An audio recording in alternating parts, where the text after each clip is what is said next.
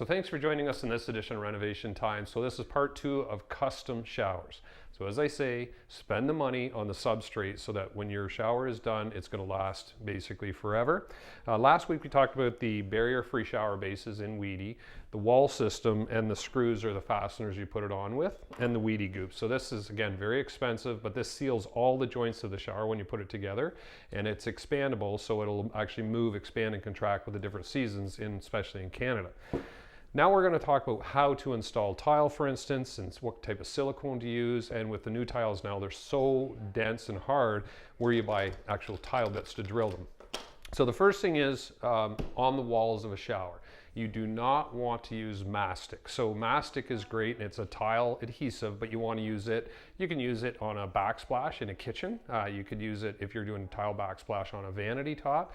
But when you're doing a shower or a shower floor, always use thin set mortar. And thin set, you have to mix it so it comes as a powder. You add water and you have to mix it up, but it's the only way to go. Mastic is great because it comes pre-mixed. You open the pail and you start putting it on the wall, but it's not waterproof. So definitely stay away from the mastics when you're doing a custom shower.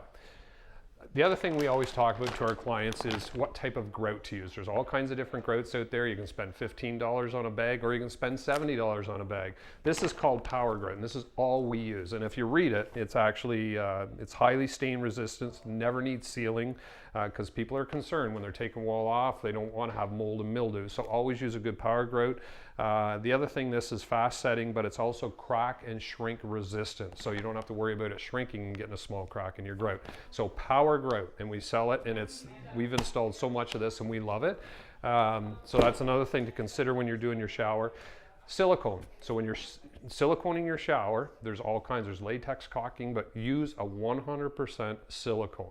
And the great thing about this power grout is you can get color match silicone for it. So if you're using the power grout and it's a Silverado, you can actually buy a tube of a Silverado caulking, which is almost perfect to the color of the grout. So you don't have to worry about having a different color for your caulking and then a different color for your grout.